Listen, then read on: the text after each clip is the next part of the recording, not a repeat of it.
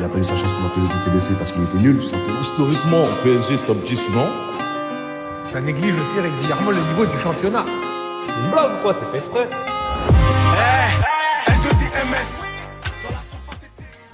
Bienvenue dans cet nouvel épisode de Dans la Surface.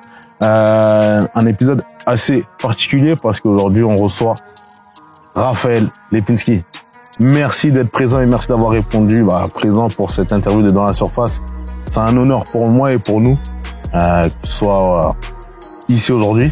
Sans plus tarder, je vais te laisser te présenter. Merci pour l'invitation. Ça fait plaisir d'être là pour discuter ensemble. Moi, je m'appelle Raphaël Lipinski, 22 ans, joueur professionnel au Rodez Aveyron Football. Donc originaire de Plaisir et latéral gauche de métier. Très bien, très bien. Est-ce que tu peux nous dire un peu ton parcours, comment t'es arrivé aujourd'hui à Rodez en tant que pro? Ça a commencé à Plaisir de mes 6 à mes 15 ans.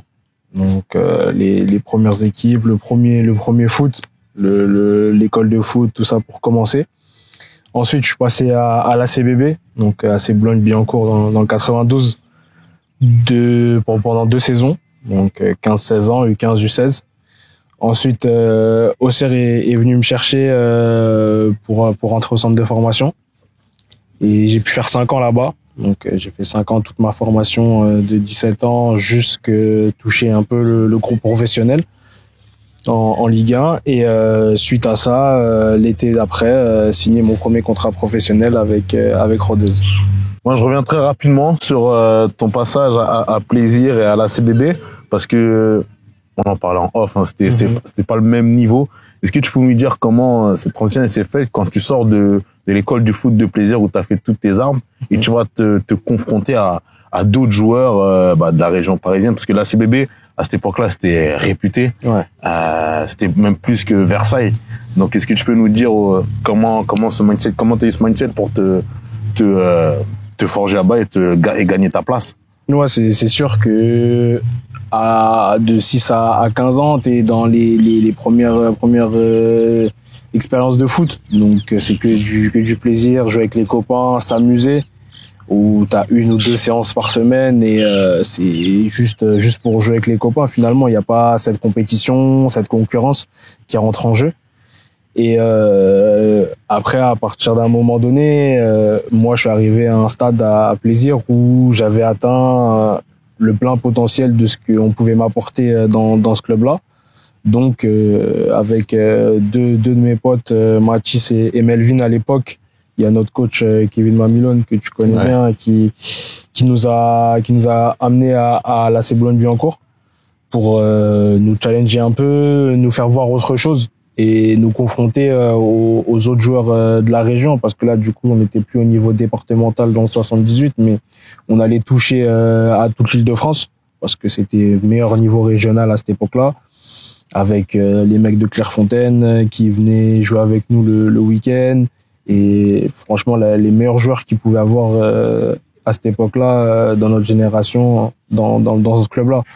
Donc ça change, mais du coup nous le step il est un peu grand quand même. Donc on passe à 3 séances par semaine avec beaucoup plus de compétition. Et il y a un championnat plus relevé avec de meilleures équipes, avec des meilleurs joueurs. Donc pour nous c'est une nouveauté. À côté de ça, il y a l'école où on doit continuer à bien travailler à l'école et enchaîner l'entraînement le soir, prendre la voiture, aller jusqu'à Boulogne pour s'entraîner. Donc c'est un mood différent, et ça, moi de mon côté, ça a causé le fait que j'y suis pas rentré directement. J'étais pas encore prêt à switcher et à devenir ce challenger et à passer ce cap-là pour me challenger au meilleur. Donc j'étais dans l'équipe 2 sur cette année-là. Et j'ai joué la plupart du temps dans cette équipe 2. Ok, et c'est la deuxième année, parce que tu as fait 2 ans, où il y a où tu te dis bon ça y est, tu passes ce cap-là et Auxerre vient taper à ta porte je crois en début de saison. Tu me dis si je me trompe. Ouais, finalement c'est pas forcément un cap qui est passé, c'est plus de la libération en fait. Ok. De prendre conscience des choses que le foot, il reste le même si ça va un peu plus vite, même si il y a des joueurs de meilleure qualité.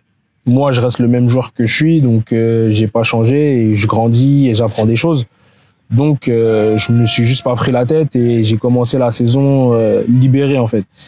Libéré, inconscient et insouciant, et c'est ce qui a fait que j'ai pu performer avec mon équipe U16 Reg à cette époque-là. On avait une très bonne équipe et du coup ça a amené du visuel sur nous. Donc dès septembre, donc après juste 1 ou 2 mois de compétition en U16 Reg, il y a Auxerre qui m'envoie une convocation pour un essai de 3 jours avec eux. 3 jours qui se passent super bien, et au final le soir du dernier jour, et il me propose mon contrat aspirant pour intégrer le centre de formation. Ok. Et comment tu fais quand tu reçois la convocation pour Auxerre? Auxerre, ouais. C'est la bonne prononciation. Ouais. Comment tu te sens, et surtout c'est quoi la sensation, parce que est-ce que depuis tout petit tu t'es dit je vais être pro? Et toi, t'arrives à avoir cette lettre de Auxerre. Comment tu te sens? Bah, écoute, pas du tout. Je sais qu'il y en a plein qui sont programmés depuis petit, qui connaissent leur ligne directive, qui vont tout droit, qui baissent la tête et qui n'ont qu'un seul objectif dans leur tête.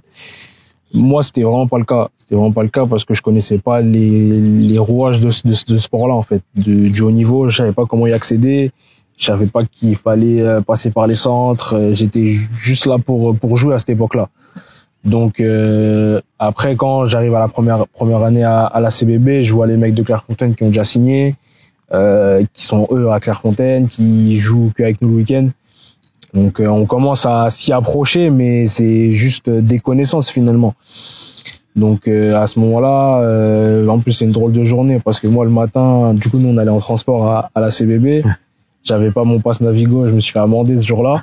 Donc je me fais amender un peu la tête dans les chaussettes, et à la fin de l'entraînement, mon coach il vient me voir, il me dit que il me demande comment je me sentais depuis le début de saison. Moi, insouciant, je dis que je suis bien mais sans plus.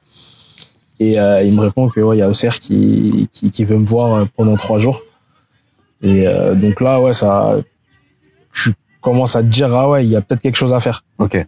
Que j'ai les capacités pour faire quelque chose. Donc très content, et surtout de se dire d'aller là-bas avec ses qualités, pas en faire plus, pas en faire trop, seulement moi. Et s'ils m'appellent déjà, c'est qu'ils ont vu ce que je pouvais faire dans mon club.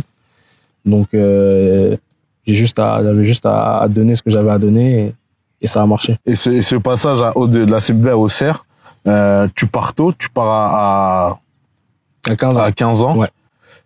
Sachant que t'es avec tes amis à plaisir, avec ta famille, comment tu fais cette bascule, parce que t'es loin de ta famille maintenant, ou ils t'ont suivi, ou ils étaient Non, ils sont restés là. Ma famille, elle est toujours à plaisir. Et comment tu t'es senti du coup la séparation avec ta famille et toi à Auxerre? Bah moi je l'ai vécu un peu difficilement parce que je suis très famille, très proche de mon frère, de ma sœur et de mes parents. Donc au début, moi je signe en septembre, donc j'ai encore toute mon année au lycée et avec mes amis et mes proches. Donc on le sent pas vraiment arriver. Donc on est encore proche, on vit encore les moments qu'on a l'habitude de vivre tous ensemble. Et petit à petit, quand on se rapproche de la reprise, quand juin, juillet arrive, on se rend compte que va falloir switcher de mentalité et rentrer dans un centre de formation, dans un internat où on pourra plus participer aux anniversaires, on pourra plus faire ces choses du quotidien ou les événements familiaux qu'il peut y avoir, on passe à côté. Donc au début, ça a été un peu compliqué, mais au fur et à mesure, on s'y fait parce que on est obligé d'être concentré dans ce qu'on fait, d'être concentré, d'avoir la tête au foot. C'est pas s'éparpiller à droite à gauche et perdre de l'énergie. Donc petit à petit ça a été, et dans les centres de formation de toute façon on a toujours une bonne ambiance, même si on sait que il y en a que très peu, et on l'entend tous les jours, il y en a très peu qui passent par génération. On sait qu'on est tous ensemble, qu'on peut se soutenir et on avance tous ensemble. Et là, quand tu arrives à Auxerre maintenant, t'es concentré sur le foot. Comment ça se passe, l'ambiance, et comment parce qu'on te dit Il y a beaucoup d'appelés, mais peu d'élus. Exactement. Toi, est-ce que tu faisais partie des élus? Pas du tout. Pas pressenti, en tout cas. Pas pressenti? Pas pressenti à être dans les élus. Bon joueur dans une génération qui était plutôt bonne, mais pas dans les têtes d'affiche. Pas Ok. dans les têtes d'affiche. C'était qui les têtes d'affiche à ce T'en moment-là? avais d'autres. À ce moment-là, c'est plus des attaquants. T'avais aujourd'hui Ijesi Metsoko qui joue, qui a joué la Ligue des Champions l'année dernière avec son club. Il y avait des Kylian Sylvestre qui lui avait connu des convocations en pré-France, ou Nathanaël Bouikou qui est aujourd'hui à QRM. C'est d'autres joueurs qui montrent leur capacité plus vite. Et je pense qu'eux étaient un peu plus préparés que moi à ce moment-là, sur les premières années, pour être conscients de ce qu'ils pouvaient faire et ce qu'ils devaient faire pour montrer leur plein potentiel. Et à ce moment-là, quand on te dit ça, est-ce que toi, ton mindset, il change en disant, bah, je vais leur montrer que je peux être un élu, ou tu te dis, bon, bah, je continue à prendre du plaisir et on verra où ça nous mène? Non, ça change un peu. Il y a moins la notion de plaisir, elle est toujours là, mais elle passe un peu au second plan parce que tu t'entraînes tous les jours.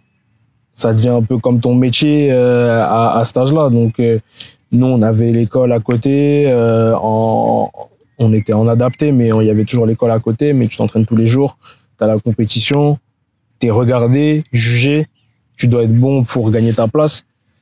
Tu sais que tu as 2 ans de contrat, donc tu dois être bon sur les 2 ans pour renouveler, pour continuer à rester au club. Donc, ouais, il y a la notion de plaisir, elle passe au second plan, et il y a un peu plus la notion de compétiteur, de vouloir avancer dans son propre chemin qui prend place. Okay. Et dans tout ça, parce que toi, t'es resté un long moment au CER, t'as la pression, parce que on sait qu'avec la pression, on peut faire n'importe quoi. Est-ce que toi, t'as déjà eu des moments où tu t'es dit, ça va être compliqué pour moi? Est-ce que tu as peur pour ton contrat, ou comment ça se passe? Parce que pendant 2 ans, tu dis, il faut être au top. Est-ce que tu as déjà eu des moments de mou? Comment Ouais, bien sûr. Ça, c'est évident. Parce que dans le foot, tout n'est pas tout beau, tout rose. Faire des saisons pleines et être bon à tous les matchs, ça n'existe pas, ou très peu, que pour les très grands. Donc, t'es perpétuellement en remise en question.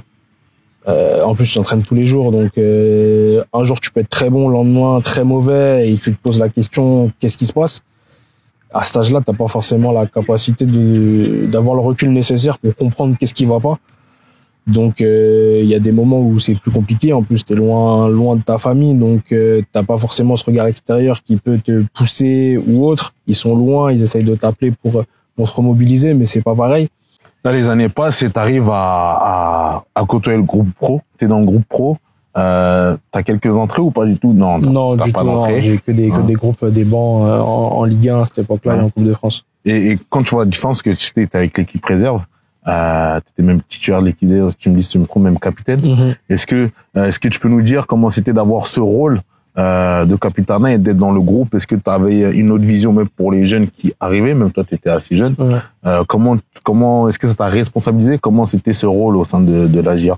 Bah, en fait, le capitana, il vient pas tout de suite dans la saison, et il vient après le moment où je fais un passage avec les pros. C'est-à-dire que dans la saison, entre février et avril, entre février et avril, je suis continuellement avec les pros. Donc je m'entraîne tous les jours avec eux. Je connais des bancs en Coupe de France. Je fais 23e, donc je reste en tribune pour le match. Je suis clairement dans le groupe. Mais le problème, c'est qu'à cette époque-là, la réserve a joué le samedi, les pros ils jouent le dimanche. Donc j'étais dans le groupe en pro, mais je jouais pas avec la réserve.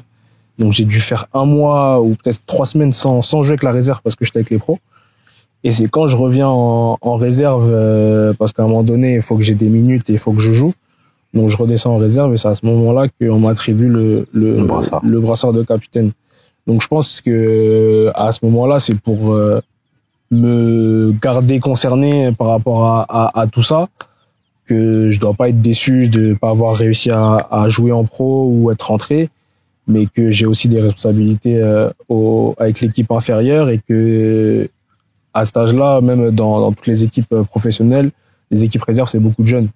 Donc, faut un peu encadrer, faut mettre des choses en place et moi, ça me responsabilise beaucoup et ça m'a fait beaucoup de bien, je pense, parce que je suis un peu quelqu'un de réservé et ça m'a permis de parler, de m'imposer dans un groupe et de montrer la voie à certains. Donc, ça m'a fait beaucoup de bien à cette époque-là, en sachant qu'à cette époque-là, moi, j'apprends que Auxerre, ils veulent pas me prolonger. Donc, à la fin de l'année, mon contrat s'arrête. Donc, ça m'a gardé concerné, ça m'a fait du bien, moi, dans ma tête, à préparer l'avenir et à pouvoir me montrer ailleurs. La réserve, t'es avec le groupe jeune, et là, on te fait passer en pro. Comment ça s'est passé, cette transition? Comment on t'a annoncé? Comment tu t'es senti? Bah, à chaque fois, c'était la dernière minute un peu. Je vais m'entraîner normalement comme si je m'entraînais en réserve et là, le coach de la réserve, il nous dit que je monte en pro et que je vais m'entraîner là-haut. Donc les terrains étaient pas très loin, donc c'est juste quelques pas pour y aller. Et après, au fur et à mesure des jours, tous les jours il me le dit, tous les jours il m'informe que je continue, que j'enchaîne. Donc au début, on y allait souvent, une fois de temps en temps, nous les jeunes, pour compléter, et on se dit qu'on complète, on vient, on donne ce qu'on a à donner et on revient en réserve. Là, je sentais que je prenais un peu de place, au moins sur un second rôle dans le groupe professionnel. Donc j'avais vraiment des choses à montrer, des choses à donner, et que ce que je donnais était intéressant pour le coach, en tout cas à cette époque-là. Donc on change un peu sa façon de jouer, parce que du coup en réserve c'est un peu plus fou, un peu moins ordonné, et avec les pros tout est calculé au niveau tactique, technique, faut être au niveau.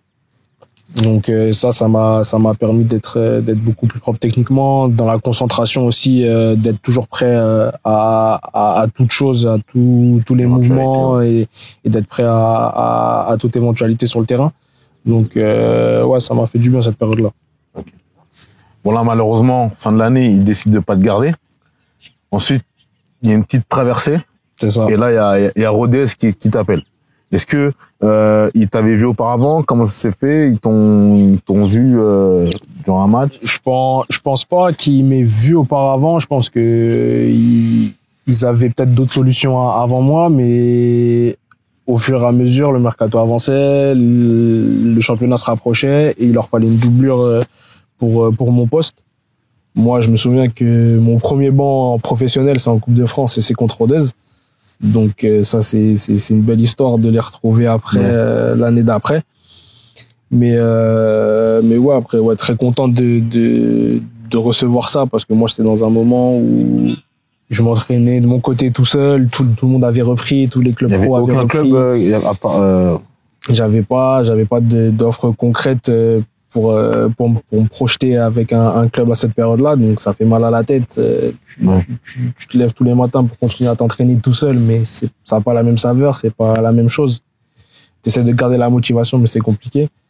Donc quand ça arrive, c'est comme le moment clé, quoi. Le moment où j'attendais ça depuis le début, et tu fonces sur l'opportunité. Et je fonçais sur l'opportunité pour tout donner et saisir ma chance. Là, tu signes à Rodez en doublure pour être latéral gauche.